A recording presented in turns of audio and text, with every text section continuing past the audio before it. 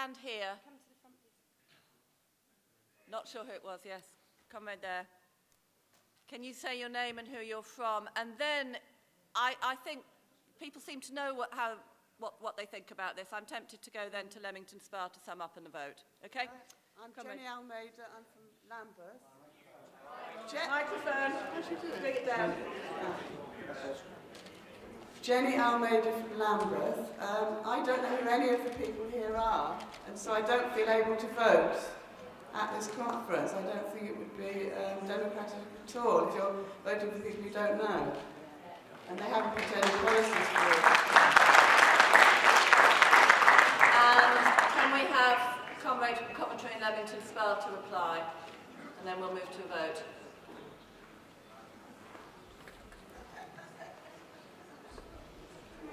What I'm wondering, for the debate in future, if comrades know they're going to be called to speak, they can come up and be fairly close to the microphone at the same time. Comrade. Well, it's undemocratic for people just to carry on in a job when the job limit has run out. And that ran out some time ago. The time they were elected for ran out some time ago. And they voted themselves in at the last NCG. And I was there, and I actually voted for it at the time without thinking. But I've had second thoughts about that, and I think it's democratic, even if you don't know people, to vote for somebody, or for at least a vote to take place. You can't just allow people just to do what they want to do. I'm not suggesting there's any underhandedness gone on. I'm simply saying it looks undemocratic, and I want to see it, that it looks democratic. That's the argument that I make, and Leamington Spa makes, and Coventry makes, and I'm sure some other people in here make the same argument. If we're not seen to be democratic, people will think we're not democratic. It's that simple. So I move the amendment for that reason, and that reason alone. Not having a go at anybody personally, it's just a simple matter of democracy and being seen to be democratic. Left unity must be democratic. It's got to change from the past, and that's me summing up. So you are voting on the amendment from Coventry and Leamington Spa, which is paragraph 42 on page 16, and it is amending the National Council transitional arrangements.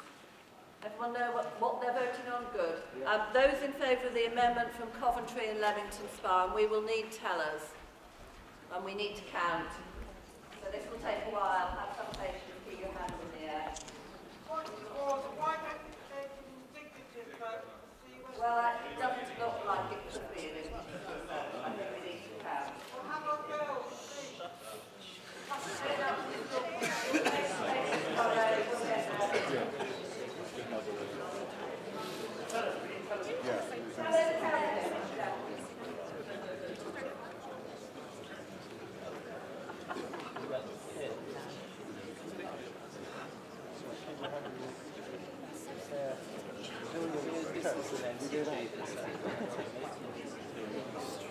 Well, I just, there's some close things in there. Image, Toby's point, it's the one I used. I'm halfway.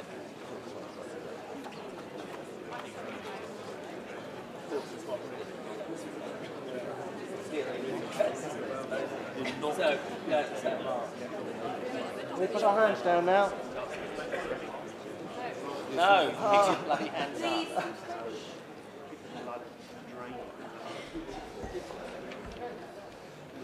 So you know, So without suffering. For and against at the end of the vote, not at the end of this part of the vote, if you're with me.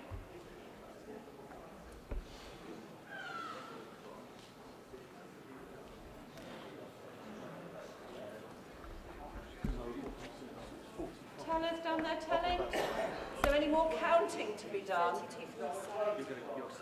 Tellers can vote, you're all members. And we don't want the figure to be.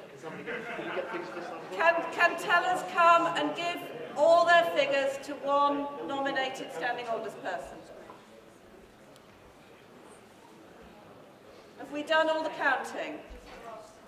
Just keep your hands up, comrades.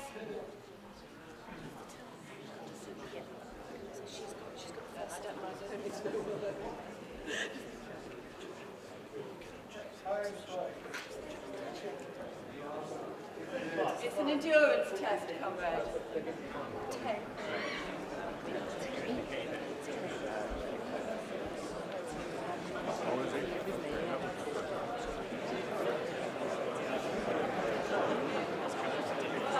Have we done the counting?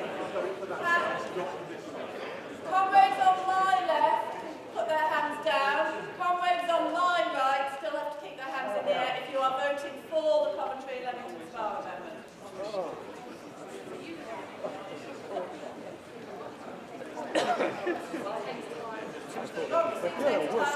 Same hand up all this time. Such that came down there. It's a good time. Can you introduce yourself to everybody? Keep your hands up on this side. Yeah, thanks. Can I do that? You're very patient. You're fine.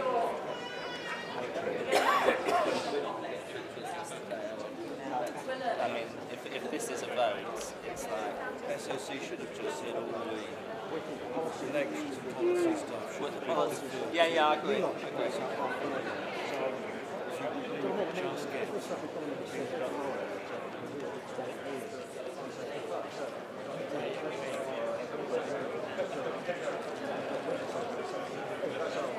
Well, they ain't up there.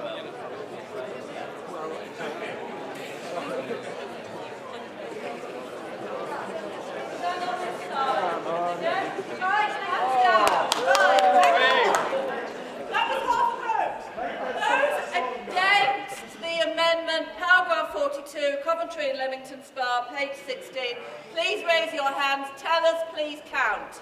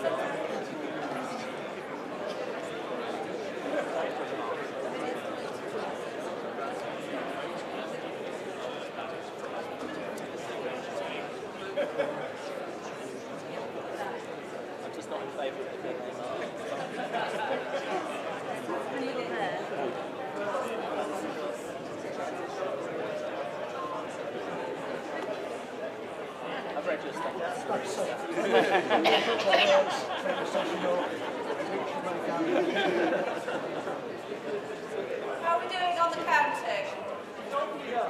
Thank you. Well, it looks obvious, but I think we need the figures on this one. It would be a bad idea to take a guess, really, wouldn't it?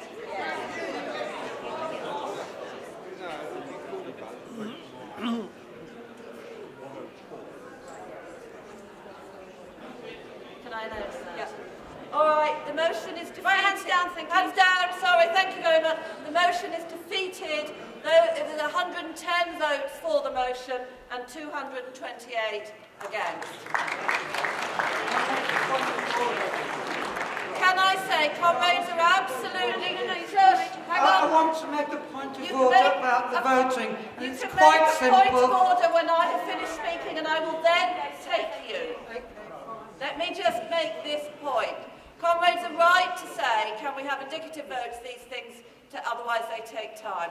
First of all, the tellers, that's the first time they've been telling. Hopefully they will speed up. Secondly, yes, we will try and take indicative votes and then count if it's not obvious. But comrades, sometimes things are less obvious than they seem, depending on where you are in the hall. And clearly, if there is any doubt at all, then we have to count. All right? Now then, Tony, what's the point of order? The point of order is quite simple, and I think you now realise it. Can you hear it? Yeah. That in future, Tony Greenstein, Brighton, that in future, all votes you have an indicative vote, and if you can't tell whether there's a clear majority, All right. and that should be adhered to. So we're agreed, are we? Good. Ames. Shh. Ames. Right, comrades, there's a lot of work to do here.